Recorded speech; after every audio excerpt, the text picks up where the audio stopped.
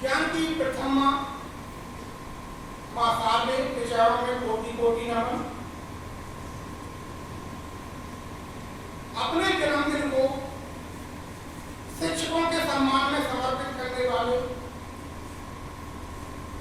पूर्व राष्ट्रपति डॉक्टर सर्वपल्ली राधाकृष्णन जी, जब वो राष्ट्रपति बने तो बहुत सारे उनके छात्र, वो एक शिक्षक थे, बहुत सारे छात्र जब उनका जन्मदिन मनाने पहुंचे तब उन्होंने एक इच्छा जाहिर की कि हमारा जन्मदिन शिक्षकों के सम्मान के रूप में मनाया जाए। और तब से 5 सितंबर शिक्षक दिवस के रूप में मनाया जाने लगा। प्रत्येक दिन हम लोगों का मार्गदर्शन करने वाले हमारे गुरु श्रीमान प्रधानाचार्य जी, बड़े सौभाग्य का विषय है कि आज इस मंच पर मैं जहां खड़ा हूं,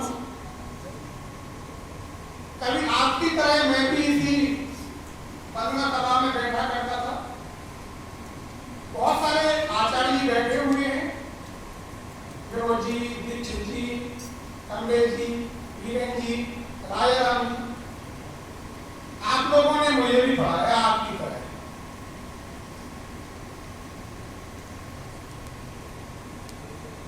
ऐसे सभी शिक्षकों के चरणों में नमन। इसी प्रकार अन्य कोई भी ऐसा व्यक्ति, भैया बहन, जिनसे डायरेक्टली इनडायरेक्टली हमने कुछ सीखा, हम किसी से भी सीख सकते हैं। हम अपने स्टूडेंट से भी सीख सकते हैं। शिक्षा कोई सीमित नहीं है, शिक्षा का लेवल बहुत ब्रॉड है, सोर्स भी बहुत है। हो सकता किसी टॉपिक को हमने पढ़ा, उस टॉपिक को आपने हमसे बेहतर स्टडी की और आप वो पॉइंट लेके आए हमारे सामने, तो शायद पहली बार हमने भी ना सुना हो सकता है। तो ऐसे भैया बहनों से भी हम लोग सीखते हैं। एक अच्छा शिक्षक अच्छा स्टूडेंट होता है। हम अगर जिस दिन पढ़ना बंद कर देंगे, वही हर बार की तरह क्लास बदलती रहेगी, हमारा मैटर नहीं बदलेगा, वही बरसों पुराना चलता रहेगा। तब फिर रोचकता नहीं रहेगी, ना पढ़ने में ना पढ़ाने में। तो हम लोग जिस शिक्षक दिवस को मनाने के लिए यहाँ पर मौजूद हैं, बहुत सारे लोगों ने बहुत सारी बातें बताई। थोड़ा सा हम लोग इससे हट के बात करेंगे। शिक्षक और शिक्षण प्रक्रिया।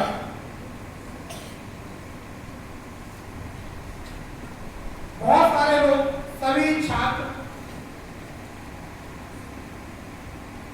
के लिए उनके शिक्षक जो होते हैं वो आदर्श होते हैं। छोटी छोटी गतिविधियों को वो बात करते हैं।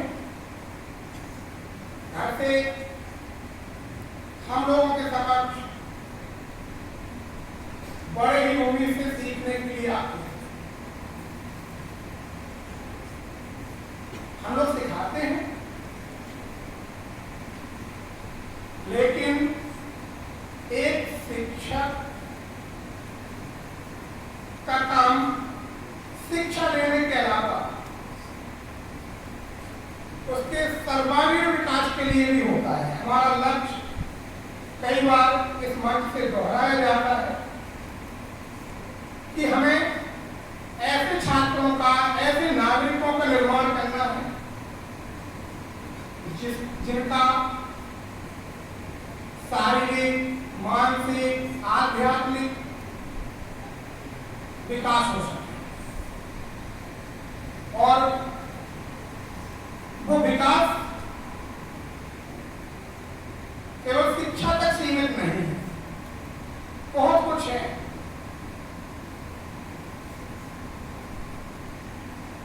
सर्वांगीण विकास,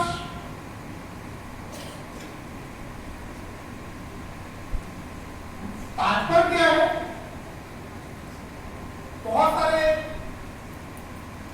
लोग अच्छी जॉब कर लेते हैं, IAS बन जाते हैं, लेकिन जीवन जीने की कला नहीं आती है, सुसाइड कर लेते हैं। तो शिक्षा ग्रहण करना और उसी शिक्षा से जीवन जीने की कला दो अलग अलग मुद्दे हैं।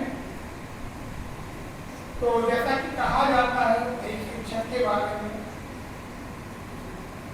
कि कठिन राहों को आसान बनाया है आपने, जीवन जीने की कला को सिखाया है आपने, स्वयं चलकर अपने छात्रों के जीवन में प्रकाश फैलाया है आपने।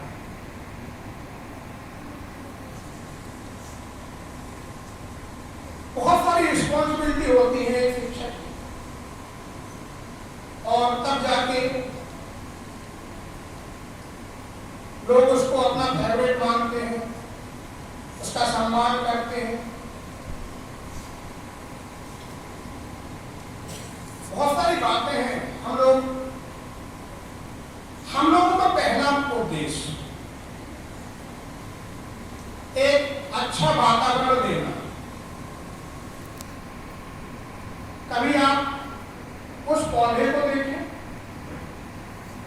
एक पौधा गर्मियों का मौसम था, आपने बहुत केयर की, कई बार उसकी जगह बदली, खाद पानी भी पर्याप्त दिया, लेकिन बहुत प्रयास करने के बावजूद भी उसकी बहुत अच्छी ग्रोथ नहीं हुई।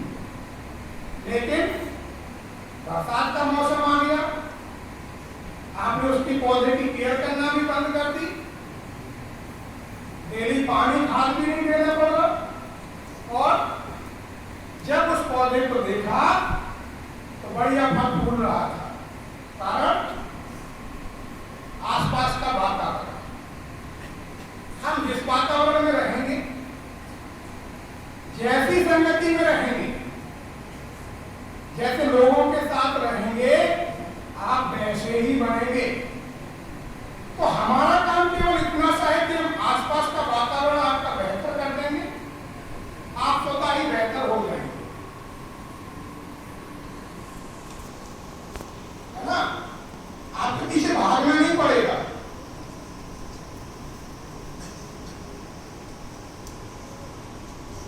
बहुत छोटी छोटी पॉइंट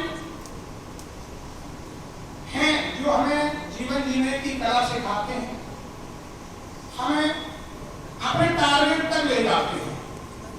हम सबका एक कोई ना कोई टारगेट होता है जिसको लेकर हम आगे बढ़ते हैं, जिनका नहीं है होना चाहिए।